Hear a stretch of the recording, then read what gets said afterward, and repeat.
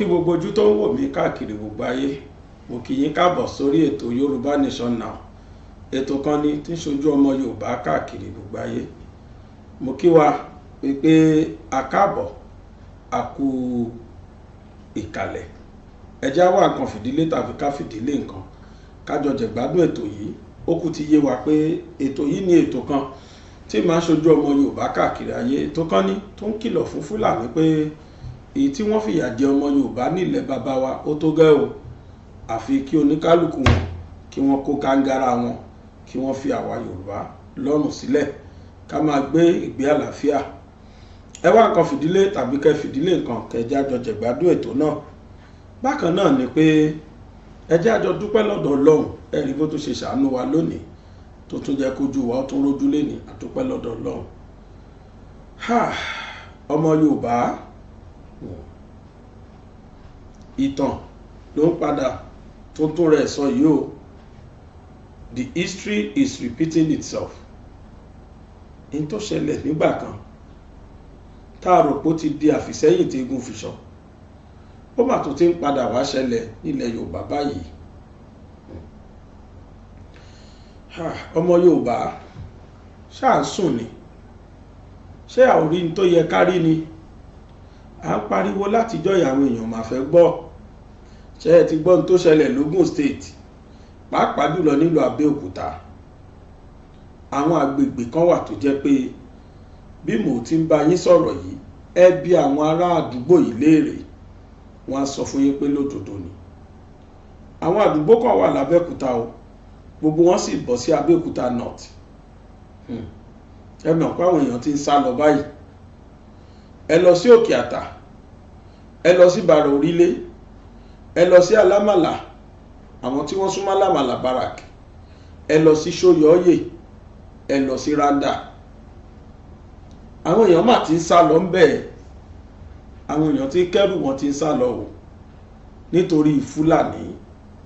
Láńlọ́ọ̀dù tí ń lọ gbalé sí gbòòrò ó ti ń di tẹ́nàntì ń gbòòrò. Ọ̀pọ̀lọpọ̀ tẹ́nàntì ló ti abandon àtẹ́rù àti gbogbo ẹ̀ sílé tí wọ́n sá kúrò lé wọn tí wọ́n ń gbé nítorí ogun Fúlàní ni.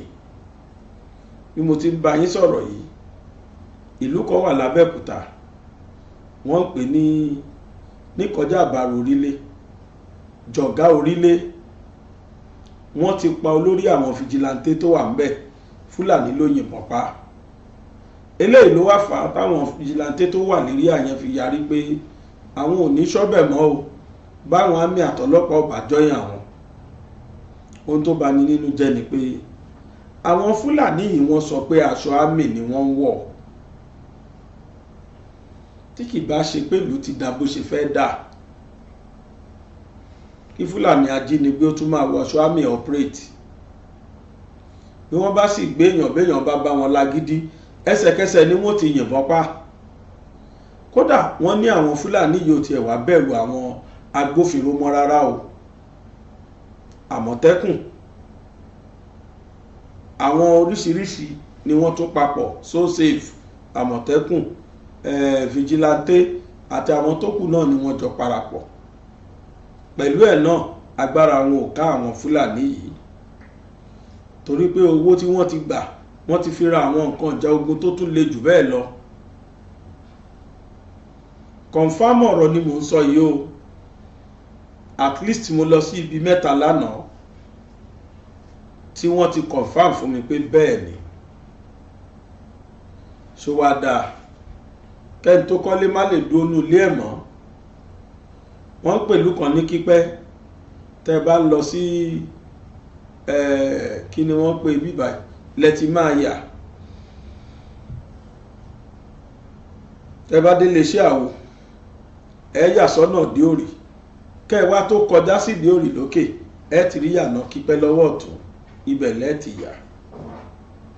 Àwọn tí wọ́n wà ní agbègbè yẹn náà, èmi fetí ara mi gbọ́ lẹ́nu àwọn yẹn tí ẹ̀ ní ṣe pọ́n sọ.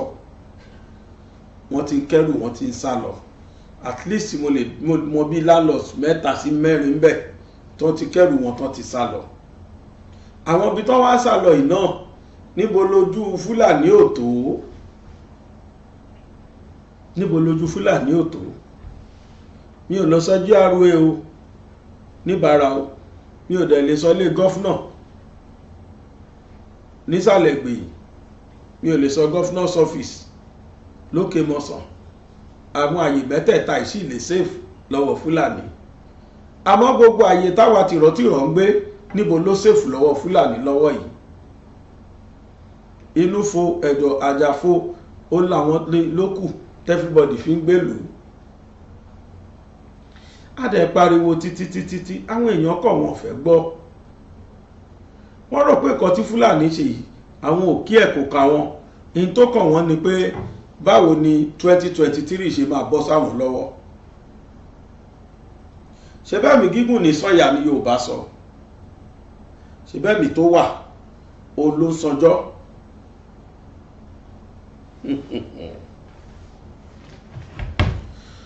Yorùbá pariwo pé àwọn fẹ́ lọ, àwọn fẹ́ lọ. ọ̀pọ̀lọpọ̀ rọ́pò àwọn tó ń dà lúrú làwọn tí wọ́n sọ̀rọ̀. ẹ mọ̀ pé àpapọ̀ Yorùbá pẹ̀lú region tó kù tán fi sọ wá di Nàìjíríà, ẹ mọ̀ pé yà ni wọ́n fi jẹ Yorùbá ni. mo fi Ọlọ́run tó dá mi búra, ìyà ni wọ́n fi jẹ Yorùbá. ẹni tí ò bá mọ̀tàn ẹ jẹ́ kó padà lọ gbọ́ ìtàn, ẹ jẹ́ kó padà lọ gbọ́ àrọ́bá. àrọ́bá Yorùbá ní bàbá àtàn ni, òun wà kankan ni o. àrọ́bá Yorùbá sọ pé bàbá àtàn ni. àjọṣepọ̀ àwa àti Fúlàní mo fọlọ́n búra pé yà ni wọ́n fi jẹ wá. wọ́n mọ̀ọ́mọ̀ pa Yorùbá papọ̀ mọ́ ìlú tó kù ni. tí ẹ bá gbọ́ ìtú tí Awólọ́wọ̀ pa, tí ẹ bá lọ kàwé ìtàn ní ìgbà tí Yorùbá dá wà, ẹ̀yin ó mọ̀ pé Yorùbá ti jẹ́ olórí, Yorùbá ti ń jọba, Yorùbá ti di nǹkan síwájú kan tó pa wá pọ̀. kódà tí n bá jáyé sáwọn àwọn ọ̀tàn kan táwọn ò mọ̀, lẹ́sẹ̀kẹsẹ̀ ni yóò wù yín pé ẹ jẹ́ kí Yorùbá dá dúró ká tó padà sígbà yẹn. nígbà tó yìnbó wọlé, wọ́n dé sí ilẹ̀ Haúsá, pàápàá jùlọ ní Zungeru. Zungeru wà ní Kaduna State.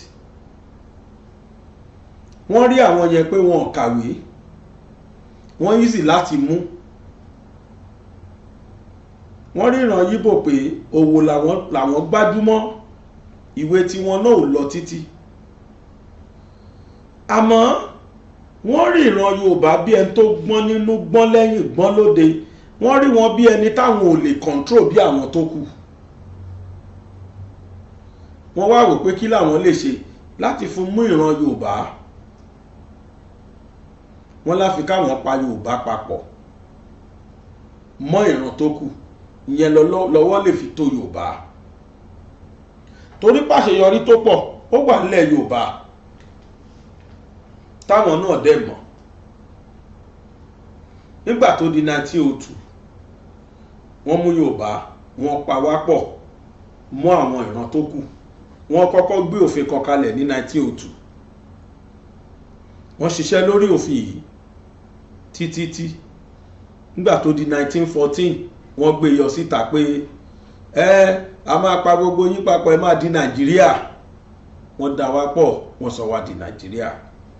wọ́n gba díẹ̀ kúrò nínú agbára Yorùbá. wọ́n folórí ìjọba ilẹ̀ Yorùbá náà ni wọ́n fi sí, káwọn lè máa rí ilẹ̀ Yorùbá wọ̀, wọ́n fi sékòó. àbí bẹ́ẹ̀ kọ́? nígbà tó yá ńkọ́?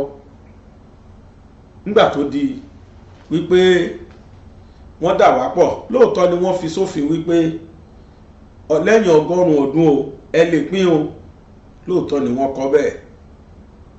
ṣùgbọ́n wọ́n ti wo sàkún, ta ló lọ́rọ̀ jù, ta ló ní nǹkan jù. confam ọ̀rọ̀ lélẹ́yìí, ẹ lọ kàtàn. wọ́n rí pé ilẹ̀ Yorùbá ní àlùmọ́nì pọ̀, ilẹ̀ Yorùbá ní ọ̀rá, in tí wọ́n ń pè ní topography, òjò rírọ̀, weather, gbogbo ẹ̀ wọ́n rí pé ilẹ̀ Yorùbá ló dáa jù. wọ́n wá fi ilẹ̀ Yorùbá wọ́n sọ sábẹ́ ara wọn. tọ́ bá kù gìrì wálẹ̀ Yorùbá pé àwọn fẹ́ gbalẹ̀ Yorùbá bí wọ́n ti ṣe nílẹ̀ Haúsá àti àwọn tó kù wọn nílè rí ṣe. Wọ́n ti rí pé Yorùbá àwọn ilé ìkàwé wọ́n dẹ̀ ti kọjá bẹ́ẹ̀. Wọ́n wá pa wá pọ̀ 1914. Mo fọlọ́run búra ìyà ni wọ́n fi jẹ Yorùbá. Mo fẹ́ gbé wa rìnrìn àjò kéékèèké kan ní tí Yorùbá ti achieve tí ó hàn sí ọ̀pọ̀lọpọ̀ wa àwa ọmọ Indomie generation tá a wà ń bì. Ṣùgbọ́n àwọn bàbá wa tán ti lò bí 100 ọdún láyé, tán ti lò bí 90 díẹ̀ hàn sáwọn. Àtàwọn tó lò 70 pàápàá díẹ̀ sì hàn sí wọn. Wọ́n lè má dàgbà rẹpẹtẹ gbà náà àmọ́ díẹ̀ máa hàn sí wọn. Nígbà tó di 1912 yẹn wọ́n jókòó wọ́n rò pé kí ni ká ṣe. The best thing ò ní pé ká pa wọ́n pọ̀. Kọ́ ni wọ́n bá pa wá pọ̀ o, wọ́n sọ wá di ọmọ lábẹ́ gbogbo ìlú tó kù. Àwa tó jẹ́ pé ọmọ ẹlẹ́ran ni wá, àwa tó jẹ́ pé ọmọ afigbàsọ̀rọ̀ ni wá, àwa ìran Yorùbá. Nígbà tó yá wọ́n bá kì wá mọ́lẹ̀. Àwọn kan jókòó ní Zungeru ní 1914, 1912, 1902 to 1916. Wọ́n ṣòfin yẹn jáde pé ẹ̀yin náà ẹ̀yin Yorùbá ẹ máa jẹ́ Nàìjíríà. Ṣùgbọ́n wàá gbà yín láyè pé lẹ́yìn 100 ọdún ẹ lè túká. Ọmọ Yorùbá náà wà náà tán jọ jókòó ṣòfin. Kódà Aláàfin Ọ̀yọ́ tìlú tìgbà náà Ọládìgbòlù wọ́n wà lórí ìjókòó. His Royal Majesty Matairara Isiaku Mùsùlùmí ti Sokoto, ìyẹn ńgbà náà wọ́n ti ẹni tó jẹ́ Sultan ti Sokoto nìyẹn, òun náà wà lórí ìjókòó. Sir Kítóyì Àjàsà lọ́yà, òun ni lọ́yà tó wà láàrin wọn, ọmọ Yorùbá ni o.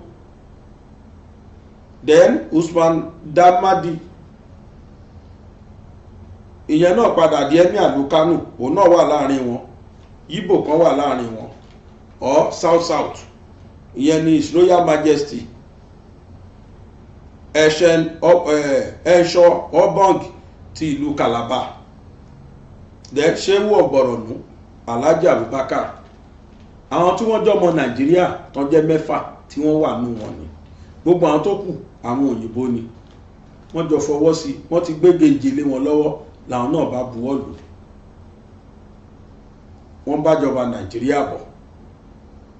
Ṣùgbọ́n wọ́n ṣe oore kan fún Yorùbá la fi máa mọ̀ pé a ti test ẹ̀ rí. Ẹ̀yin test ẹ pé tí Nàìjíríà bá dá dúró wàláhì wọ́n á jìyà, wọ́n lè jìyà kankan.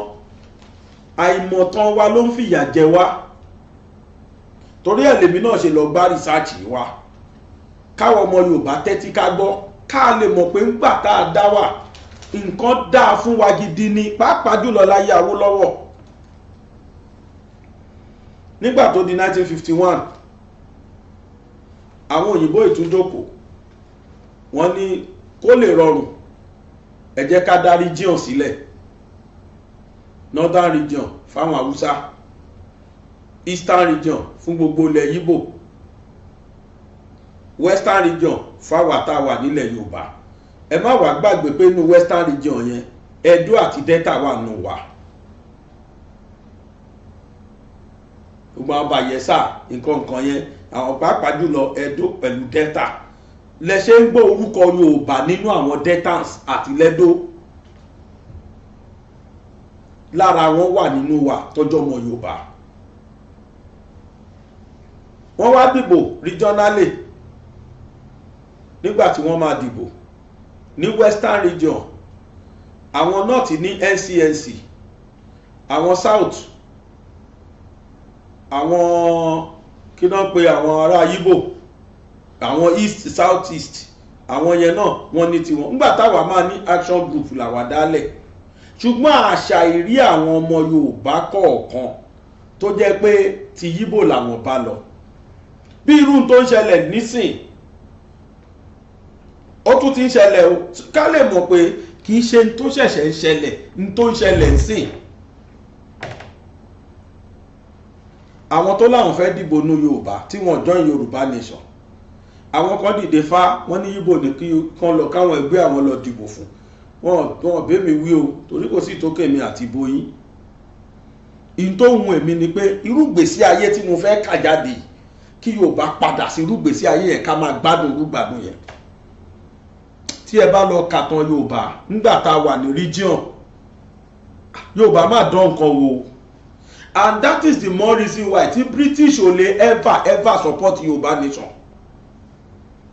n tí mo fẹ́ kà yìí tẹ́ ẹ bá gbọ́ ní tó ṣẹlẹ̀ nígbà Awólọ́wọ̀ ṣe Western region ẹ̀rù bà àwọn British kò that is the more reason why tó fi jẹ́ láyé wọn ò lè support Yorubanation. wọ́n á wò pé ní tó ṣẹlẹ̀ ìjọ́ kìíní ẹ tún fẹ́ gbé yọ kódà kaná fi wálẹ̀ ní region wa yẹn ń gbà yẹn ni Ọlọ́run dìmú ẹ sọ yìí ẹ lè rọ́mọ Yorùbá kankan tó wà lóhùn lọ lóyìnbó lọ ṣe kí ni torá bẹ́ẹ̀ wá níwọ̀n bá wà abẹ́lẹ̀ Yorùbá làwọn British Empire yẹn bá wà níbi tá a lo ayédè tá a dá adé tí inú wa dùn tá a wà núgbàdùn torí ẹ̀ mo ṣe lọ kọ̀wé wò ní péjì kan ni mo dìídì lọ kọ gbogbo àwọn achievement yẹn wá àwọn tún tí Western region pa nígbà tá a wà region tí àwa ò mọ̀ tí ò hàn sí wa ọ̀pọ̀lọpọ̀ ṣe máa gbọ́ for the first time ni. ẹ bá mi sọ fún gbogbo àwọn tí wọ́n sọ pé tí Yorùbá lè dàdúró jàre ìyà la fẹ́ fi jẹ ẹ sọ fún wọn pé kán panu wọn mọ́ wọn ọ̀mọ̀tàn ló fà á. nígbà tí wọ́n pín wa tí wọ́n dìbò yẹn tí wọ́n tó dìbò ní kálukú àwọn north àwọn NPC sílẹ̀ Northern People's Congress wọ́n dá sílẹ̀ Eastern àwọn Igbo àwọn dá NCNC sílẹ̀ then àwa Yorùbá àwa dá Action Group sílẹ̀ àwa rílà àgbogbo Haúsá pátá ni wọ́n rọ́ sí NCNC ni wọ́n rọ́ sí NPC Igbo gbogbo wọ́n rọ́ sí NCNC wọ́n ò wà rárá sínú Action Group o ẹ wá gbọ́n tí mo fẹ́ sọ yìí nínú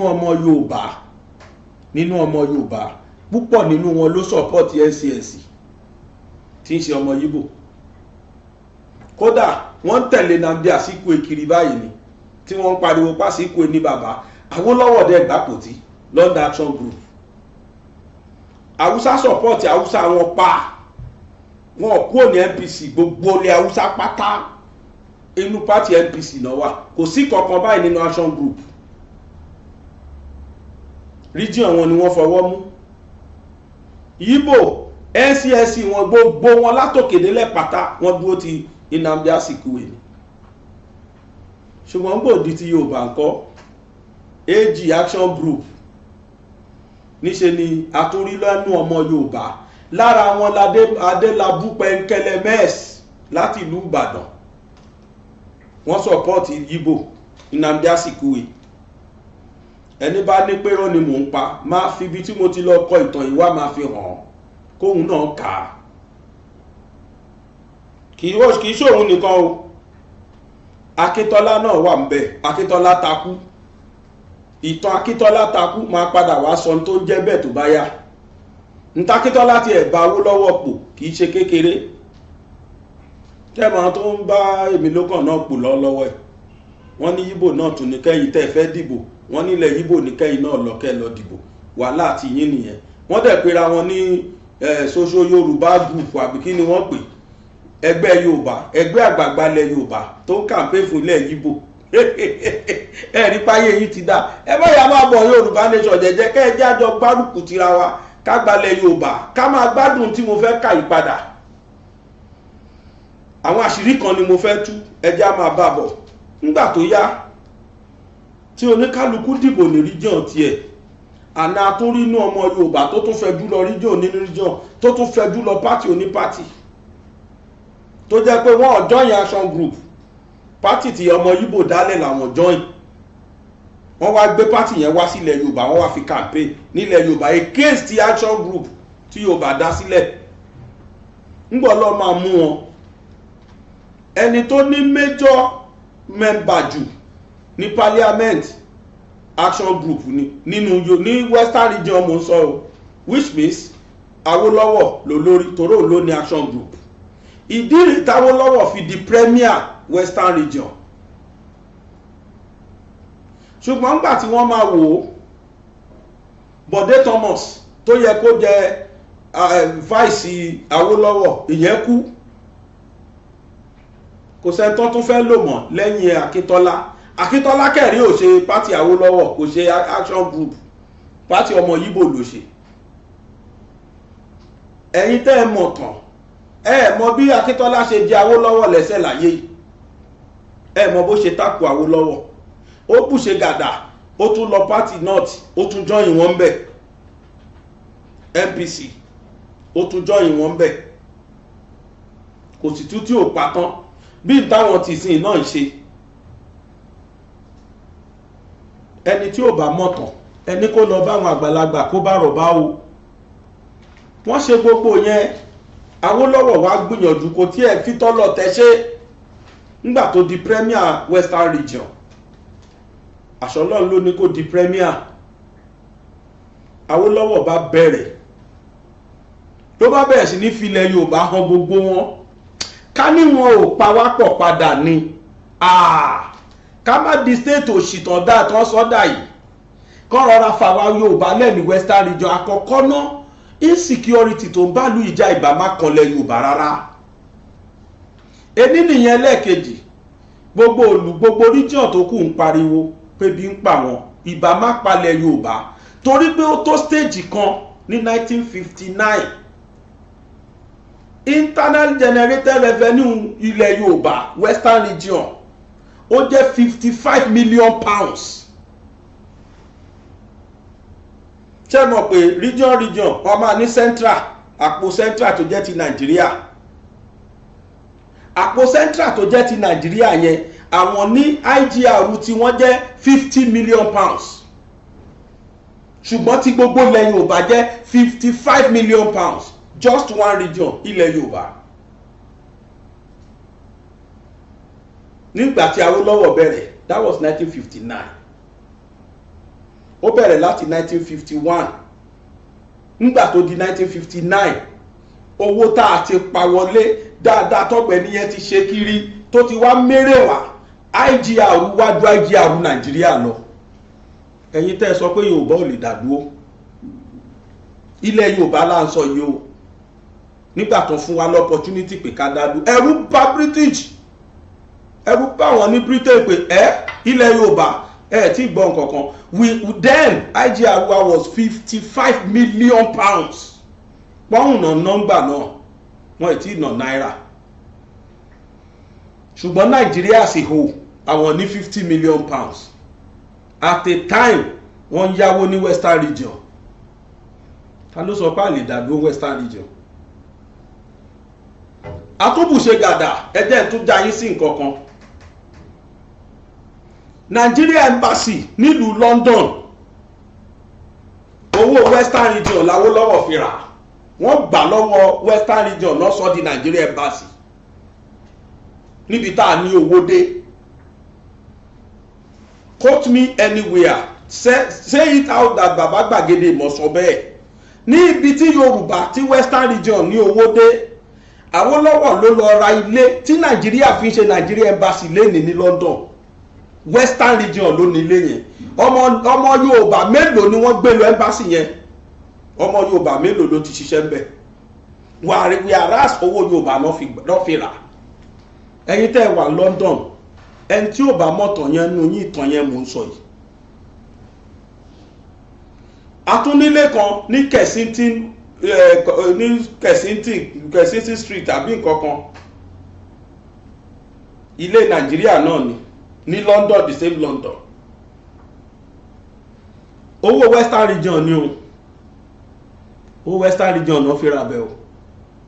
Ní Saudi, ilé kan wà tí àwọn tó bá lọ national hajj, tó bá national lọ sí hajj, ilé Nàìjíríà tó máa ń dé sí níbẹ̀.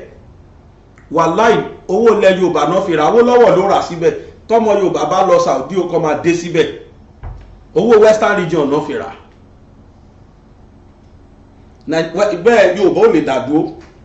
Ìwọ̀nba opportunity bí ọdún mélòó tá a ní kán tó bẹ̀rẹ̀ state ó ní gbogbo tá à ń sọ ìṣẹ̀lẹ̀ o. Àní IGR wájú IGR Nàìjíríà lọ nígbà tá à ń sọ yìí.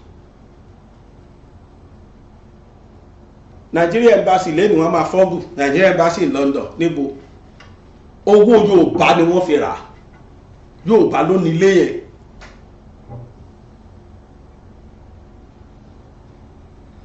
Àwa la kọ́kọ́ ṣe first television station, àwa la la ọmọ Nàìjíríà tó bá lóun wo tẹ́lì lẹ́nìí ilẹ̀ Yorùbá ló là lójú.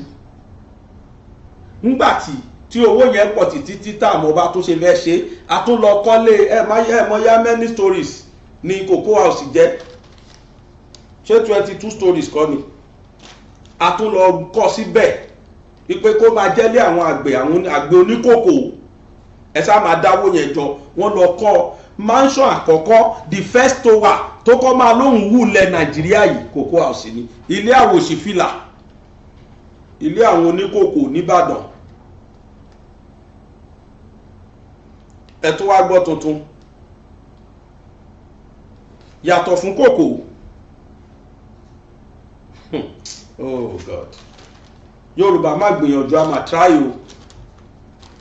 Ilé ìwé ẹ̀kọ́ ọ̀fẹ́ kódà Awólọ́wọ̀ ṣe òfin yẹn ni pé gbogbo ẹ̀yin bàbá tẹ̀yin mọ́mọ́ yín lọ sóko 1955 ó ṣe òfin yẹn pé gbogbo ẹ̀yin bàbá tẹ̀yin mọ́mọ́ yín lọ sóko if you don't produce your child tí ẹ bá mú jáde síta kó lọ léèwé òbí kọ̀ọ̀kan náà wá máa arrest. Báwọn òbí ṣe bẹ̀rẹ̀ sí ní kó àwọn ọmọ wọn síta nìyẹn. Ọ̀fẹ́ ni o wọn primary to any level ọ̀fẹ́ ni wọ́n á tún jáde secondary to wọ́n á tún gba scholarship wọ́n lọ lóyìnbó lọ kàwé. Púpọ̀ nínú àwọn tó ń da Nàìjíríà rú lẹ́nìí 99% wọn ló jẹ́ scholarship ni wọ́n fi lọ léèwé o. Àwọn ni wọ́n di nǹkan tán lẹ́nìí ni wọ́n já bíríìjì mọ́ wa lẹ́sẹ̀ o. Bẹ́ẹ̀ bá fẹ́ gba scholarship ń sìn níbo náà tiẹ̀ tí ń ṣe mọ́ Nàìjíríà sọ́lá ní Nàìjíríà mo dá òtún ẹ̀ bóyá àwọn ọmọ ara wọn ṣá scholarship ta ló ń ṣe irú ẹ̀ mọ̀. Bẹ́ẹ̀ bá kàwé tán secondary school bí bẹ́ẹ̀ bá fẹ́ lọ yunifásitì ó ti níbi tí wọ́n kọ́ tẹ́ máa lọ gba fọ́ọ̀mù ó lọ́fíìsì tẹ́ máa lọ gba fọ́ọ̀mù èlò lówó tó máa fi lọ ìlú òyìnbó ọ̀hún èlò ni èlò lówó wọn èlò lówó owó wa ní agbára ju owó wọn lọ Western region ló fà á. Ìdí rẹ̀ tí British ò lè ever support Yorùbá láyé pé ká dá dúró. Britain ò lè ever support wa torí gbà tá à ń sọ ìgbogbo tú tá à ń pa yẹn ń bà wọ́n lẹ́rù. Ẹjẹ́ ń tún dá yín sí ẹ lọ wo gbogbo yunifásitì ilẹ̀ Nàìjíríà pátá mi lè sọ àwọn private tán ṣe nǹkan o but àwọn orthodox university àwọn universities tó jẹ́ pé government ló ní èwo ló dáa tó Ọbáfẹ́mi Awólọ́wọ̀ University nínú wọn ó ní airport nínú according to the prototype wọn ò kọ́ ni ó ní airport nígbà ó di tìjọba tó di ti government ló di pọ́sọ́ dìdàkudà. Báwo lọ́wọ́ ṣe prototype the best university in the world ló fẹ́ ṣe nígbà ó di tìjọba ló dá bó ṣe dà. Tó bá wọ́n orthodox university Yorùbá university the best university in the whole Africa in the whole world ẹ lọ sí Ọbáfẹ́mi Awólọ́wọ̀ University kẹ́ lọ wo tútó pa owó Western region lọ fi kọ́ kì í ṣe owó Nàìjíríà o wọn gba kọ́bọ̀ lọ́wọ́ Nàìjíríà government tó fi kọ́ Ọbáfẹ́mi Awólọ́wọ̀ University o government ló ní UI Nàìjíríà ló ní Western region ló kọ́ Ọbáfẹ́mi Awólọ́wọ̀ University owó Yorùbá náà fi kọ́ àìmọye ilé ìwòsàn káàkiri ní gbogbo ilẹ̀ Yorùbá pátá tó jọ́fẹ̀ tó jẹ́ Awólọ́wọ̀ owó Yorùbá ló fi kọ́. For you to know how wealthy we were then. Àtúnwábù ṣe gàdà nígbà tówó yẹn wà a wò pé àwọn èèyàn wọ̀ kan lè máa wo tẹ́lì nìkan they built cinemas. Mo fẹ́ kà fún wa ní o.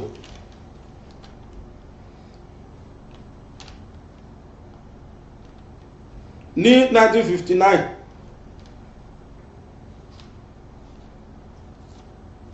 mo fẹ́ ká ọkè àwọn ni àtúnná àwọn cinemas tí wọ́n tún kọ́ kalẹ̀ Casino cinema ní Yaba Run Cinema ní Tafaji, Pen Cinema l'Agége, Queen Cinema n'Íbàdàn, Rex Cinema ní Ondo, bá a tún ṣe kọ́ lọ nìyẹn.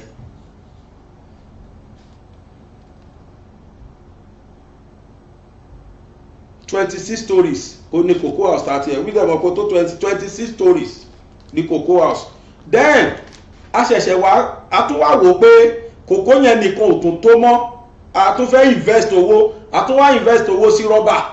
Tẹ́ bá ń gbọ́ mọ́ plantation, ó lọ láti ọ̀nà Ìjẹ̀bú yẹn ó lọ bẹ́ẹ̀ lọ dòǹdó ni rọ́bà plantation, tá a gbé rọ́bà sí lọ bẹ́ẹ̀. Ó dẹ̀ sì wà dọ́là.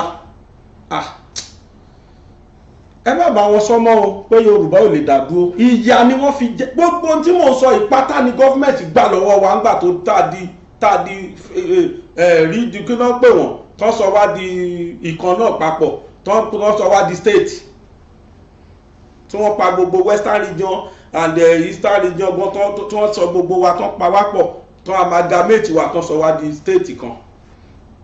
State of 18 tó ń pè ìyà ni wọ́n fi jẹ Yorùbá. Gbogbo àwọn achievement mò ń sọ yìí wọ́n papọ̀ ní àpò òṣùnà wa, wọ́n kó pọ̀ mọ́ ti Nàìjíríà wá ṣe bó ṣe wù. I said as at 1959 internal generated revenue Yorùbá region nìkan, western region nìkan, ó ju internal revenue gbogbo ilẹ̀ Nàìjíríà lọ. Níbo lówó yẹn wá nígbà kan pa wá pọ̀? Níbo ló wà? Nigeria government àwọn náà ṣàkóso ẹ̀. A ti ṣèjọba yẹn rí, a ti ṣe hàn wọ́n rí, wọ́n dẹ̀ ti rú títú Yorùbá pa náà ṣe fẹ́ gba Yorùbá láyé mọ́. Kẹ́ẹ̀ tó dá wà, kẹ́ẹ̀ tó bẹ̀ sí ní náà wà pa. I'm telling you the real fact today. Ẹ wo ngbàtà ẹ̀yin náà, ẹ̀yin tẹ́ ẹ dáyé bá láìfù yẹn, ṣé bẹ́yìn náà rí n tó ṣẹlẹ̀? Ẹ̀yin bàbá wa tẹ́ ẹ bí àwa sáyé, tẹ́ ẹ dé bá rúgbèsí ayé yẹn, tẹ́ ẹ jẹ rúgbèsí ayé yẹn, ṣé bẹ́yìn náà mọ bó ṣe rí ilẹ̀ Yorùbá? Iná wà, omi wà, ẹ̀kọ́ ọ̀fẹ́, ìwòsàn ọ̀fẹ́, gbogbo ẹ̀ ọ̀fẹ́ ni. Níbo náà ti rówó tán fi ṣe? Owó táwọn àgbẹ̀ wa ń dá, owó táwọn export nǹkan ṣeré ni. We have more than enough farm products tá à export síta, tá à dẹ̀ pa foreign currency wọlé. Kódà mo fẹ́ sọ pé owó Nàìjíríà tó ju owó ìlú òyìnbó lọ ń gbà yẹn, mo fẹ́ ní western region ló fà á, Yorùbá ló fà á tọ́rọ̀ yẹn fi rí bẹ́ẹ̀. Àfi bí pé kí Awólọ́wọ̀ débẹ̀ sí ló dán gbogbo túta láàrin 9 years, ló dán gbogbo sótó 9 years gan, 52 to 59 to 60, gbòdì 60 ni wọ́n náà dìbò, ni wọ́n gbéjọba fún kí náà ń pè Nnamdi Azikiwe, kí náà ń pè bàbá yìí, bàbá nọ́ọ̀tì yìí, Tafawa Balewa, wọ́n fi Nnamdi ṣe é rí géèmù. Oh God, Yorùbá Áfíríkà kàtàn o, Áfíríkà kàtàn o. Òyìnbó bẹ̀rù lẹ̀ Yorùbá, wàláhì òyìnbó bẹ̀rù lẹ̀ Yorùbá gan o. Agagaga àwọn slave masters wa, àwọn Europeans tẹ̀rí yẹn, àwọn British government wọ́n bẹ̀rù lẹ̀ Yorùbá gan because wọ́n mọ̀ pé achievement yẹn ti pọ̀ jù. That is why ẹ̀yin tẹ́ wà London, gbogbo àṣẹ Yorubanation tẹ́ ẹ̀ ṣe wàláhì wọ́n rí yín, wọ́n mọ̀. They are just watching you people because wọ́n wò pé ó dàpá ilé ti gbọ́ tán, wọ́n tún fẹ́ padà sí táwọn bàbá wọn ṣe. Wọ́n wò ó, wọ́n mọ̀ ó, wọ́n ò dá sí ni o. They know. Ẹ̀yin ò rí pé tá a bá padà, tá a gbalẹ̀ Yorùbá yẹn padà, ẹ rí pé gbogbo ìgbádùn tá a sọ ẹ̀ máa padà sílẹ̀ Yorùbá. Nígbà tá a jẹun tá a yó tán, a tún kọ́ cinemas kiri pé ẹ kàn lè lọ máa gbafẹ́, ẹ kàn lè lọ máa wo TV, ẹ lọ tí TV ò bá wù yín wò mọ́. Àti ní TV station gbà yẹn o, WSC ti wà o, but tí TV ilé yóò bá fẹ́ wù yín wò mọ́, ẹ lọ sí cinema kẹtún lọ gbádùn ara yín. When we have the money, ìgbádùn wo náà ń gbá lu òyìnbó táwọn ti gbá rí ilẹ̀ Yorùbá? Ìgbádùn wo náà ń gbá ní Britain tí ọmọ Yorùbá region ti gbá rí? They were coming in here. Secondary school tèmi, the first 2 years, Indian kọ́ mi níwèé. nítorí bí owó wa ṣe ní value tó tán wọlé wa máa ṣiṣẹ́ ń bí tá à ń lò wọ́n bí ẹrú. Nàìjíríà yáwó lọ́wọ́ western region, ẹ̀ẹ̀rí bá a ṣe rí ẹ̀ẹ̀rí distance yẹn síra wọn. Owó region kan ó ju owó gbogbo entire Nàìjíríà lọ. How powerful do you think that region is? Or worse then? Báwo la ṣe lágbára tó ń gbà yẹn tẹ́ mọ̀ tó fi jẹ́ pé gbogbo ìpínlẹ̀ Nàìjíríà pátá, gbogbo ìjọba Nàìjíríà pátá ní 50 million pounds, western region nìkan ní 55 million pounds IGR. Nígbà tí oko wà ọ̀n dáko, àwọn àgbẹ̀ wa lóríṣiríṣi oko àròjẹ, ọ̀tọ̀ lóko àròjẹ, ọ̀tọ̀ ní oko tá a máa fi dá business ilẹ̀ tó jẹ́ pé mechanized farming ni, ọ̀tọ̀ nìyẹn. Oko àròdẹ̀ tún wà tó lè pa àwọn èèyàn sí, ó yá bá mi ṣe, ẹ bá mi ṣe, ẹ̀yin là ń bá ṣe lọ́la, ìwọ la máa lọ ọdún ẹ̀ lọ́túnla, ọ̀tọ̀ làwọn yẹn. Ṣùgbọ́n mechanized farming, oko tó yẹ pé oko ńlá téèyàn máa fi ṣe business ni, ó ti níbi tí gbogbo kòkó yín tẹ́ máa lọ dájọ́ sí, wọ́n kàn máa wọ̀n turn by turn, bí stone dẹ̀nà lò tán máa ti sanwó yín fún yín ẹ̀yin àgbẹ̀ oníkòkó.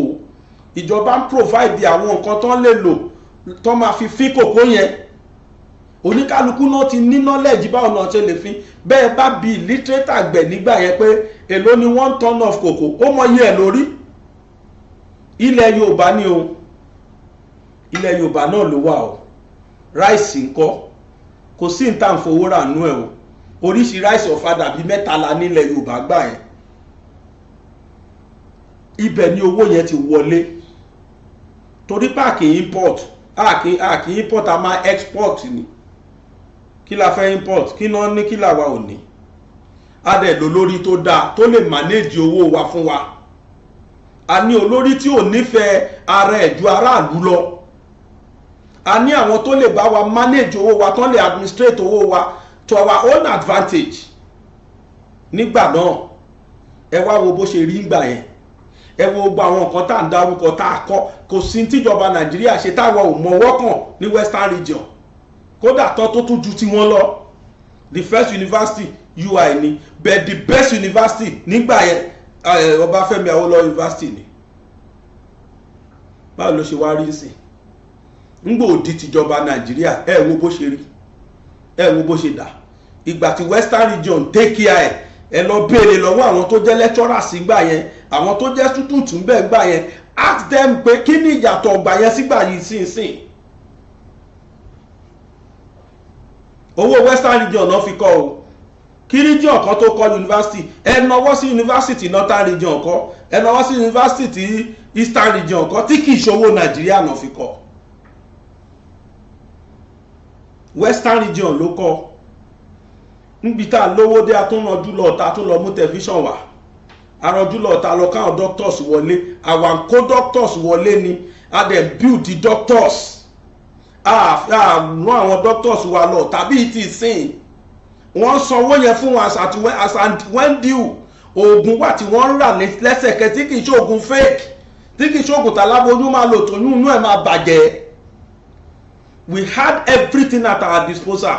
Owó yẹn wà, gbogbo ẹ̀ ló wà, iye àtàpọ̀nlé tó wà. In fact, àwọn Britiko tí wọ́n jẹ́ slave master gan, ẹ̀rù ń bá àwọn gan pé western region òyìnbó má ṣe ń bá lọ yìí.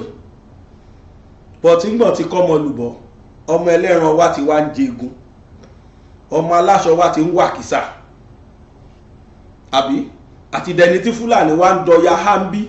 Asáfẹ́ kú sí Nàìjíríà lọ́rùn pé dandan sẹ́, we must not split, dandan ní ká jọ wà papọ̀. Ẹgbọ́n tí ẹ wo bí Yorùbá ṣe rúùlù rí, ẹ wo rúpò tá ti wà rí. Ta ló sọ fún yín pé a lè padà sí rúpò yẹn sìn? Ta ló sọ wípé tí Yorùbá bá tún gbàjọba padà, ta ló sọ pé a lè padà sípò yẹn? Kí ló dé tí country wa ò lè dá wà ká tó wá padà sí irú gbádùn tá gbangba yẹn? Àwa ṣe irú Fúlàní, aṣọra wa lọ ṣe yẹsà fún Fúlàní tó yẹ pé lánàá they were nothing. Adẹni tó ń jí wọn gbé ń bí, tó ń jí wọn gbé lọ́hùn, tí Yorùbá ò tó wọlé mọ́, gbogbo wọn wà nílùú òyìnbó tó sá pamọ́ síbẹ̀. Ta ló fẹ́ wá? tá ń fẹ́ kú, ta ló fẹ́ korí bọ̀ lùí? Most of them are there. Wọ́n wà nílùú, wọ́n wà níta, wọ́n tó wọ Nàìjíríà wá. Ṣé kán gbọ́ kán délé nìkan mú páàsì wọn lẹ̀ kán pa wọn kó tó dọ̀là? Ó yẹ kójú ti ẹ̀yin olórí ilẹ̀ Yorùbá o. Káláwó lọ́wọ́ kó wà láyé ni, kó padà rí bẹ́ẹ̀ ṣe sọ́lẹ̀ Yorùbá dà, àtàwọn founding fathers ilẹ̀ Yorùbá kán wà láyé ni. Kí ni wọn bá máa sọ fún gbogbo yín? Pa Adébánjọ yẹn ń tẹ̀lé Yíbò ń tẹ̀lé Fúlàní kiri, ẹ pera yín lólórí Yorùbá, ẹni kí ká máa tẹ̀lé Yíbò kiri, ẹ cycling nǹkan táwọn pẹ̀kẹ́lẹ́ ṣe lánàá, nǹkan táwọn àwọn Adélabú àwọn Akíntọ́lá takú, nǹkan táwọn yẹn ṣe lánàá lẹ́yìn náà tún ra wọlé lẹ́nìí. Yorùbá níbọ̀ ọmọdé ò bá tún àbárò báyẹn gbọ́dọ̀ rórí yín wò náà. Yorùbá ó dá ká fi kùn lukùn, ká forí korí, ká jọ sọ ọ̀tàn yìí fúnra wa. Ọmọ títàn ò bá yé kó padà lọ kọ́tàn, ẹ padà lọ máa gbọ́ ohun tó ti ṣẹlẹ̀ sílẹ̀ Yorùbá rí lẹ́nu àwọn òmọ̀tàn àtàwọn òsọ̀tàn. Wọ́n á sọ ìtàn tó ti ṣẹlẹ̀ rí fún yín, ẹ̀yin náà dẹ̀ kẹ́kọ̀ọ́ láti bẹ̀. Most of àwọn tó ń kóra wọn kiri tó pera wọn lólóṣèlú sí, most of them ọlọ́jẹ̀lú lásán ni wọ́n. Bí wọ́n mọ̀ pé tí Yorùbá nation tẹ́ bá gba tí Yorùbá bá dá dúró lénìí, àwọn àjẹbánu yóò ní sáyé ẹ̀ mọ́. Kọ́ lọ wá fún wa nírú Awólọ́wọ̀ padà tó lè bá wa administrate ilẹ̀ Yorùbá, because nǹkan ti bàjẹ́ jù bẹ́ẹ̀ lọ́sìn. Orúkọ rere wọ́n ló sàn ju wúrà tó ń fàdákà lọ. Ṣé ọgbọ́n táwọn ti sìn ìgbọ́n Ṣáwólọ́wọ̀ ògbọ́n rú ẹ̀gbà yẹn ni? Ẹjọ́ torí Ọlọ́run, lẹ́yìn ilé Ìkẹ́nnẹ́, ilé mélòó lẹ gbọ́ p'Awólọ́wọ̀ kọ́ káàkiri? Ilé mélòó ló ní l'Àbújá? Èkó sá ti wà ńgbà náà, k'Àbújá ò tí wà, Èkó ti wà. Ilé mélòó lẹ rí tó jẹ́ lé Awólọ́wọ̀ lÉkòó jàre? Ẹ nawọ́ sí ilé mélòó ló ní n'Íbàdàn? Níbo ni mansion ẹ̀ wà? Private jet ti Awólọ́wọ̀ ní mélòó ni personal car Awólọ́wọ̀? Mélòó ni ẹ wò? Oh God. Yorùbá need láti jókòó bára wa sọ̀rọ̀. Yorùbá need láti ronú. Bàbá Ògúndé ó ní Yorùbá ronú, àfi ká ronú wa wò tó ń ṣẹlẹ̀ sí wa yìí. Ọmọ ẹlẹ́ran ti ń jẹgun, ọmọ Yorùbá wá dẹni tó jẹ́ pé a lè wọlé sùnmọ́. Bẹ́ẹ̀ bá ń rìn lọ́sẹ̀ àfi kẹ́ máa bojú wẹ̀yìn, bẹ́ẹ̀ bá ń drive àfi kẹ́ máa bojú wẹ̀yìn. This is just too appalling. It is unheard of. Kò ṣe é gbọ́lẹ̀ Yorùbá dáwọ́ tó jó lórí, they said nothing lórí ẹ̀, wọ́n ti ráyè ẹnìkan ṣoṣo tó tún wá dìde tóun náà gbọ́tàn tó wá dìde pé rárá o, enough is enough, eléyìí ò gbọ́dọ̀ ṣẹlẹ̀. Kí náà ṣe sí? Wọ́n criminalize ẹ̀ ní mẹ́ẹ̀, wọ́n sọ di fugitive Nàìjíríà ni. Wọ́n sọ fún mọ́mọ́ pé wọ́n máa sọ gan bá bí ẹ̀kú wọlé wá, bá ṣe Nnamdi Kanu láṣẹ máa ṣe wọ́n náà. Wọ́n ṣojú yíyàn yìí mẹ́bọ, inú yín ń dùn, ẹ jàjà òṣì káàkiri, ẹ pariwo wèrè kiri at your age. The funniest part ni pé kò sí tó ti less than 90 nínú gbogbo ara bí 90 something years at 94. Ẹ tún sì ń sọ fún pé wa pé Yíbò ní ká tó tẹ̀lé. Why don't you people sit down and think? Kò sí tó kàn mí pẹ̀lú òṣèlú báwọn yẹn dìbò sí, àmọ́ tó kan èmi ni sẹ́ pé ẹ wo rúgbàdùn tá a sọ yẹn, ẹ jẹ́ kí Yorùbá padà sí rúgbàdùn yẹn.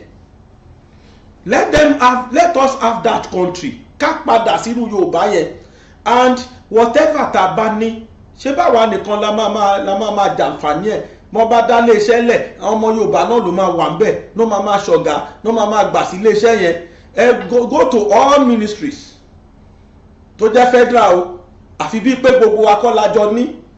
Ẹ lọ wọ àwọn permanent secretaries káàkiri ministries, ẹ lọ wọ àwọn tó jẹ́ career officers kiri ministries, ẹ lọ wọ àwọn tó jọ̀gá káàkiri, Haúsá, Fúlàní lẹ́ẹ̀bà ń bẹ̀, bí ẹni pé àwọn gangan ni wọ́n ní Nàìjíríà.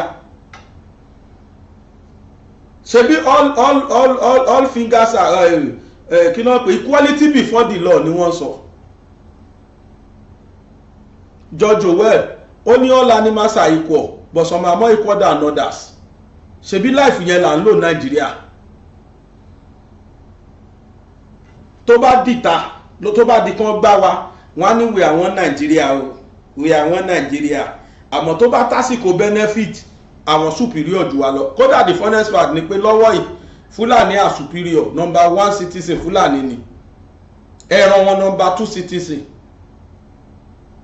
Fúlàní is number 1, ẹran ẹ̀ number 2. Torí bí nǹkankan bá ṣe ẹran wọn pẹ́rẹ́ ẹ dáràn o.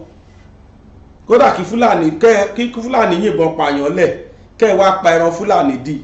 Bí Fúlàní bá dé police station ọlọ́pàá wá arrest yín o. Ǹjẹ́ kí ló dé wọ́n lẹ̀ pẹran wọn? Torí ẹ pẹran number 2 citizen, ẹ pa number 2. Number 1 dẹ̀ ló pààyàn kalẹ̀. Yes. Mo sọ òyìnbó kan níjọ́ kan àwọn èèyàn ń tákù mi pé no kì í yé sọ bẹ́ẹ̀ mọ́. The fear of Fulani in Nigeria is the beginning of wisdom, and we don't want that to continue. That is where we are saying no more to Fulani tyranny. It is okay. Ó ti tó. Wọ́n ti sọra wọn di nǹkan ẹrù jẹjẹ. At the mention of Fulani, everybody will be panicking. Nbola fẹ́ ṣe yẹn gbà. Kò wọ́n mọ anybody. Àwọn arábí yóò ní respect fẹ́nikẹ́ni. Ní tó kàn wọ́n ni wọ́n ẹ̀dẹ̀ ní 100 lẹ́nu wọn. Bẹ́ẹ̀ bọ́n bá lé tán bá gbé yín tán lè lò lẹ́ni bẹ́ẹ̀ bá dárúkọ 100. Wọ́n lè yìnbọn pààyàn bí Tinubu bí wọ́n dé. Kẹ́ni 100,000 ló wà lápá. Wọ́n lè bínú, wọ́n lè yìnbọn pààyàn. Ẹ sá ti sọ fún wọn pé àwùrẹ́ 20 million 30 million chairman ní ẹnu kó dẹ̀ kújọ́ wo lẹ fẹ́ rèsì ẹ̀ ló kù. Àní wọ́n fi ọ̀bẹ làyàn lára torí pé àwọn ẹbí ò ti tètè gbowó wá. For you to know how callous those people are. Fúlàní wá dẹni tó ń lé ọmọ Yorùbá kúrò nínú ilé bàbá ẹ̀. Àwọn èèyàn wá kó kúrò ládùúgbò àdẹ̀rí nǹkan kan ṣe sí. Ó yẹ kójú gbà yìí tí gbogbo ẹ̀yin ọmọ olórí ilẹ̀ Yorùbá. Ó yẹ kójú ti gbogbo yín. Ẹ disappoint wa, ẹ disappoint Ọlọ́run, ẹ fail wa, ẹ fail Ọlọ́run. Ó sì tó kèmí àtijọba Nàìjíríà Yorùbá ni mo bá lẹ́jọ́. Ìtàn tí mo kọ tí mo ń sọ yìí èmi náà mo kọ́ jáde ni. Mo kọ́ jáde mo wá ń kà. Mo ń kà bá orí mi dẹ̀ ń tanná lẹ̀ báyìí. Torí tèmi náà gbọ̀rí wà ń bẹ̀ that Yorùbá ló ní Nigeria embassy ní London. Ọmọ Yorùbá mélòó ló ṣiṣẹ́ bẹ́ẹ̀?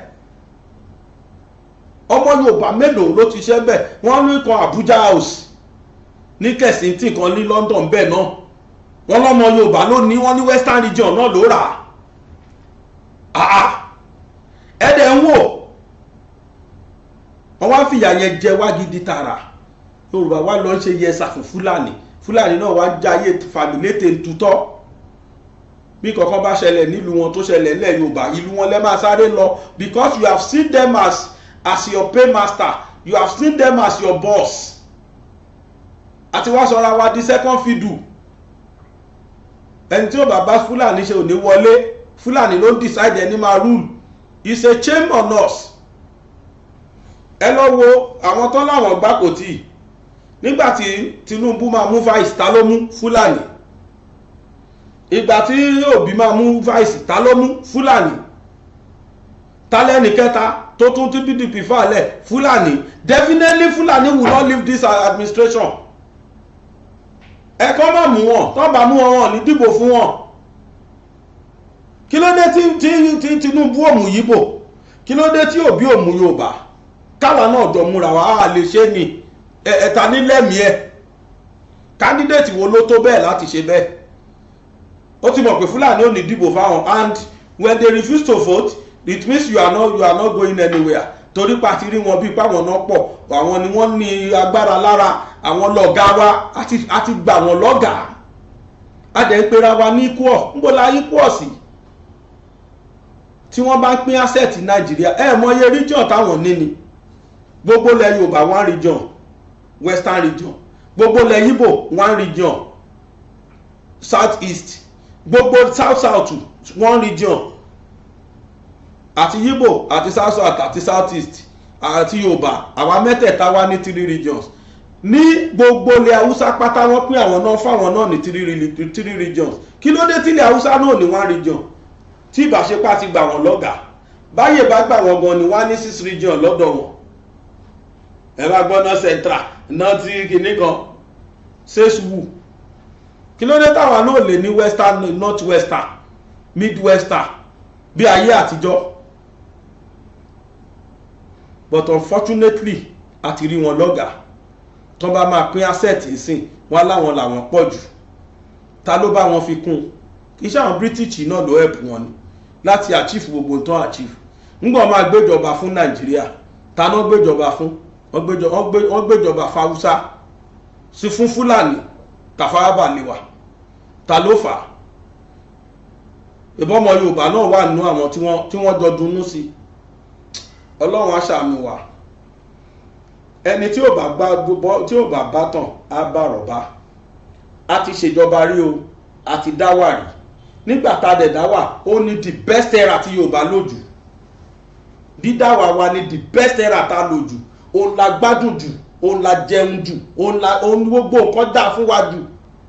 Nígbà tí wọ́n dá tán jẹ́ kí Yorùbá dá dúró. Tọ́ bá sọ pé wọ́n jà fún ká tó dá dúró yẹn sìn. Táwọn kan wá lọ takù wọn ò mọ̀ tán ló fà o.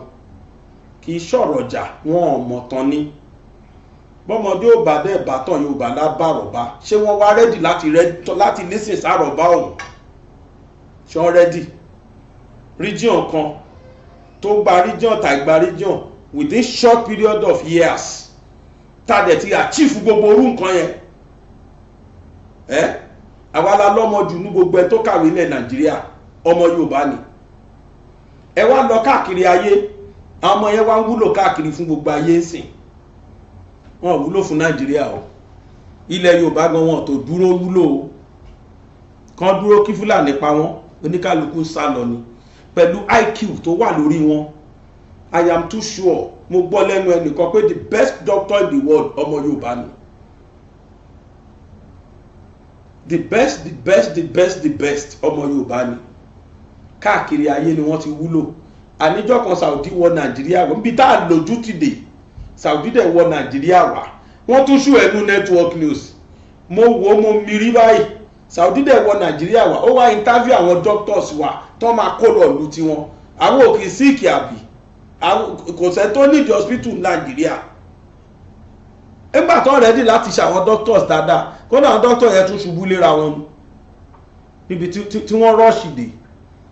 Àwọn tó rí bá ṣe nú wọn kó wọn dọ̀hùn. Mo gbọ́ lẹ́nu, mo ní ọ̀rẹ́ kan tó jẹ́ medical doctor, very strong Muslim brother. Oníjọ́ tí wọ́n kọ́ sọ Amẹ́ríkà lòun ríṣẹ́ sí. Oníjọ́ tó kọ́kọ́ san sálárì òun s'account. Ó lóun tún padà lọ bá àwọn tó ń ṣe owó yẹn pé ẹ ṣe mistake o. Wọ́n ní kí ló ṣẹlẹ̀, what happened? Kí ni kan? Lóun ní nǹkan sọ yìí ni kò yé òun. Ṣíṣe pọ́n ṣowó san fóun. Wọ́n lẹ́ni yẹn rẹ́rìn pé bí Nàìjíríà ó ló tún fòun ṣẹlẹ́yà. Pé Nàìjíríà ló rò pé ó wà ní that's your salary man. Olóògùn sẹ́kùn ni pé àbóhun òdìrọ̀ ni owó tó máa gbà rè lóṣù ó ní bẹ́ẹ̀ ni. Ó wá pèlé pé ẹ̀gbọ́ ó ga o. Ìkan náà fáǹsì mi pè mí ó láti àti sálárì tóun fi gbogbo ọdún tóun fi ṣiṣẹ́ Nàìjíríà gbà o àti gratuity òun o ó ní kò tó owó oṣù kan tóun gbàǹgbà tó ń da Amẹ́ríkà. Ó yá àti gratuity at everything kò tó owó oṣù kan. Ìlú tí wọ́n respect fundamental human right, ìlú tí wọ́n respect kò dẹ̀ sí pé wọ́n respect kankan jù pé wọ́n lo ọpọlọ wa, wọ́n rí pa wa IQ wa, wọ́n mọ̀ kò ń ṣiṣẹ́. Tẹ́ bá lọ fún visa interview òyìnbó tí máa rí ìdí yín pé ṣé lè máa wúlò fún economy wa ṣá. Tó bá rí ẹ pé léyò wọ́n dìná yẹn, àmọ́ tó bá rí ẹ pé potential ẹ wà bẹ́ẹ̀ kí á máa fún ẹ visa, kódà wá tún fún ẹ multiple tó rántí mọ̀ pé òun lọ ìlú àwọn lọ tún láwọn ṣe. Àwọn tó ń gbá lórí tí wọ́n ní brain tán ṣe gbogbo ẹ̀ bí kí la fi wọ́n ṣe. Ṣé bá rí dínkù wọn ni? Àwọn tó ti ẹ̀já sù tí wọ́n jáwọn lecturers tí wọ́n ti jìyà láìmọye ọdún. Ẹ̀mọye ọdún téèyàn máa ti lọ kàwé kó tó di lecturer. Wọ́n di lecturer òun tó ẹ̀ fún wọn lówó oṣù. Ìṣẹ̀lẹ̀ tún fọ́ọ̀sì wọn. Ẹ̀ fọ́ọ̀sì wọn wọlé ni. Àwọn ẹ̀ràn tí mọ́ páwọn náà níyàwó wọn lọ́mọ. Kí ló wá padà ṣẹlẹ̀ sí wọn?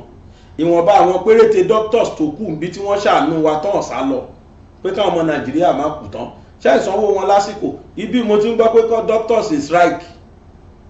Àwọn ẹgbẹ́ wọn jẹ tọ́kí wọ́n jẹ chicken lọ́hùn. Ọdún bí mi ìbáráyè túlẹ̀ àwọn náà túlẹ̀ àṣà lọ nílùú tá a wà. la ṣe ń sọ pé irú ìgbésí ayé tá a gbé ní 1959 1960 nígbà táwọn Awólọ́wọ̀ wà ní Western Region, ẹ jẹ́ kí Yorùbá padà sí irú ìgbésí ayé yẹn. Àwọn aláboyún wa kán lóyún, kán lọ hospital, kán lọ antenatal, rate of mortality rate nígbà yẹn ó dínkù gan sí fertility rate nígbà yẹn, because tóbìnrin bá ti lóyún ó free láti lọ register fún antenatal hospital, any hospitals tó wà nílẹ̀ Yorùbá, you can go there go and register, wọ́n ti fún ẹ card. Tó bá ti tásìkò bímọ wọ́n ti di ẹrù ọmọ fún ẹ.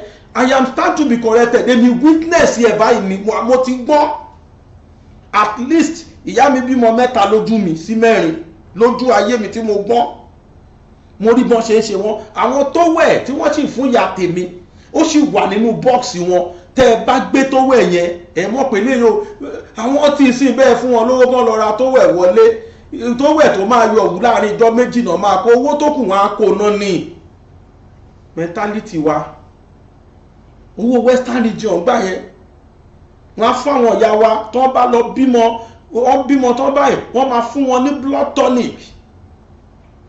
Àwọn blood tonic yẹn pé tó bá dà sínú kọ̀ọ̀kan ẹ máa rò pé jẹ́ ló dá síbẹ̀ pẹ̀lú milk tí wọ́n máa fi lò ọ̀rẹ́pítà ńlá rẹpẹtẹ, pẹ̀lú milk tí wọ́n máa fi lò picnic Holland tí kìí ṣe Nigeria made. Àwọn oh God, àwọn oúnjẹ tó jẹ́ ìlú òyìnbó nìkan lẹ ti máa rí sìn. Ọmọ mélòó lórí kóka òtùrì, ọmọ mélòó lórí kambífù rí, ọmọ mélòó ni wọ́n dín kambífù jẹ́jọ́ Sunday ní àwọn búrẹ́dì tó jẹ́ pé tẹ́ bá fọwọ́ tẹ̀ kò ní tẹ̀ mọ́ yín lọ́wọ́, búrẹ́dì tó kí ta máa dín kambífù láàárọ̀, ìjọ́ mi géṣà la máa lọ rà. Bàbá ti school day ló ní sísì kọ̀ọ̀kan àbọ̀, I still remember. Bàbá ti school day a máa lọ ra géṣà ta máa ṣí round, oríṣiríṣi ló wà. Géṣà obìnrin tó gbé orù dání ọ̀tọ̀ nìyẹn, géṣà oríṣi àtó máa kakọ pa àjẹkan ìkan la fẹ́ jẹ, sandini alágo ló ń kọ́, sandini titus ọ̀tọ̀ àti oríṣiríṣi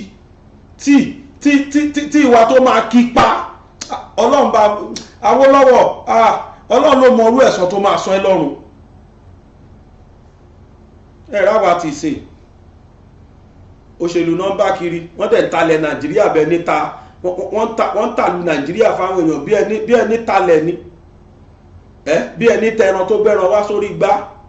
Highest bidder wins the race lọ̀rọ̀ tó ń bá kiri sìn. Ṣé yẹn ni ká jókòó tì? Àfi ká rorí o Nigerians, ọmọ Yorùbá àfi ká rorí wa. Ọmọ ọba ni wá, a gbọ́dọ̀ máa ṣe bí ẹrú. Wọ́n sọ wá ẹni tí ríbi tọ́ba tó ti ń dọ̀bálẹ̀ fẹ́ darí ni. Ọba kan kì í tún dọ̀bálẹ̀ mọ́. Kí ló wá dé tí ọba ti wá lọ rá bàbà fún àti ẹ̀já rẹ̀ èèyàn rà bá ọdẹ fún Fúlàní that has no race tán níran. Ẹni báwọn kò gbọ́ o, èmi sọ tẹnu mi o, ó kù síkún o. Ẹ tó bá wá hùn kò gbọ́, ẹni tó bá hùn kó bú mi kó ní mò ń sọ jazz, but n tí mo kà yìí mi mọ bórí mi ṣe ń tanná lẹ́tọ̀, mi mọ bó ṣe ń ká mi lára sí. Ńṣe ló dàbí kírú láìfù yẹn tún padà wá. Tírú láìfù báyìí bá padà wá láì gbogbo ọmọ Nàìjíríà tó wà káàkiri, gbogbo ọmọ Yorùbá tó wà káàkiri ìlú òyìnbó náà máa padà wálé láìpẹ́ wọn. Láìfù tó ń wá kiri rèé, irú láìfù tó ń wá kiri nìyí náà. Kòkó àṣẹ ọ̀hún ẹ débẹ̀ sí kẹwo tó tán pa ń bẹ̀ tó ní mínìmọ̀, kòkó àṣẹ ní mínìmọ̀ iná ṣe ń bẹ̀ mọ́ sí. Foodco gba díẹ̀ lára ẹ̀, àwọn yẹn ń lò Foodco kan kí wọ́n pe ilé àwọn tó ń ta kinní kan tó ń wà ń bẹ̀ tán. Ẹ wo Ọlọ́run á yọ́nú sí wa. Àdúrà mi sọ́lọ́run ni pé kí Yorùbá má ṣẹrú kú. Nígbà tá a dá wà là ń sọ yìí, nígbà tí a gba ìjọba là ń sọ yìí, nígbà tí a wà nípò là ń sọ yìí, ó ní la lọ́wọ́ débi wípé a tún lówó ju Nàìjíríà lọ. Ọlọ́run àbá wa mú ìgbà yẹn padà sílẹ̀ Yorùbá o. Ta ló wá sọ pé Yorùbá ò lè dàdúró? And that is the more reason why tẹ́ fi ráwọn British kó yẹn tó lè support wa. Wọ́n ti rí fìrìfìrì lẹ́ẹ̀kan, wọ́n dẹ̀ máa gbára tó wà nílẹ̀ Yorùbá. Wọ́n mọ kí ni ọmọ Yorùbá lè ṣe àwa náà la ní professor tó pọ̀ jù, the first professor ìkíní kan, first professor ẹ lọ́ọ́ wo ọmọ Yorùbá ni, thanks to free education. Òun náà lọ́ fi ń da ayérú tẹ̀rí, gbogbo wọn lo ẹ̀kọ́ ọ̀fẹ́ lọ, wọ́n ṣe tán. Ẹlòmíì bàbá kàwé ní ayé ẹ̀, thanks to free education, wọ́n wá kàwé ọ̀hún tán, wọ́n di tán máa dà, wọ́n wá fi da ayérú, wọ́n fi ń dalẹ̀ Yorùbá rú. Ẹ̀yin nu Ọlọ́run nu, ó dàbọ̀. Ọmọ Yorùbá ẹ jí gìrì, ẹ jẹ́ ká gba òmìnira tiwa. Ọmọ Yorùbá ẹ jí gìrì, ẹ jẹ́ ká gba òmìnira tiwa. Òmìnira ni Yorùbá fẹ́ o nílẹ̀ bàbá wa. Òmìnira ni Yorùbá fẹ́ o nílẹ̀ bàbá wa. Ọmọ aláṣọ ò gbọ́dọ̀ wá kísà, ọmọ ẹlẹ́ran ò gbọ́dọ̀ jẹ́gun. ọmọ Yorùbá ẹ jí gìrì, ẹ jẹ́ ká gba òmìnira tiwa. ọmọ Yorùbá ẹ jí gìrì, ẹ jẹ́ ká gba òmìnira tiwa. Òmìnira ni Yorùbá fẹ́ o nílẹ̀ bàbá wa. Òmìnira ni Yorùbá fẹ́ o nílẹ̀ bàbá wa. Ọmọ aláṣọ ò gbọ́dọ̀ wá kísà, ọmọ ẹlẹ́ran ò gbọ́dọ̀ jẹ́gun. ẹ̀yin àgbààgbà ilẹ̀ Oòduà, ẹ jẹ́ ká forí korí. gbogbo ọ̀dọ́ ilẹ̀ bàbá wa, lọ́mọdé làgbà lóbìnrin lọ́kùnrin, Òmìnira la fẹ́. ọmọ Oòduà kí lẹ fẹ́ o. Yorùbá nation ni o. Kéku lè ké bí eku, Ẹyẹ lè ké bí ẹyẹ. a ò Ẹnikẹ́ni lọ kàdá dúró la fẹ́. olúkálùkù dájọ́ orúkọ bàbá rẹ̀. Lórí ilẹ̀ wa o. Ẹ ò bá lẹ́gùn bàbá ní òjò bí ó sì jó mọ́ bàbá nìkan ò lè mú ní sí. Àló ti tó gẹ́ a ò ṣe mọ́. Ìrẹ́nijẹ èyí ti tó gẹ́, ìfìyàjẹni ti tó gẹ́, ikú ọmọdé ikú ọ̀dọ́ a ò fẹ́ mọ́ nílẹ̀ bàbá wa. A fẹ́ kí èdè wa ó di pàtàkì ìgúnlé. A ò fẹ́ ètò ìjọba tipátipá mọ́, gbogbo ẹ̀yin ọ̀jẹ̀lú ọ̀bàlújẹ́ ènìyàn yìí ẹ kó ráńgà yín ẹ máa lọ. Ká lè fúnra wa ní ètò ààbò tó péye lórílẹ̀ bàbá wa. Ìyà tá a jẹ tó lọ́wọ́ àwọn ará òkè ọ̀hún, ìfipábánilò yìí a ò fẹ́ mọ́.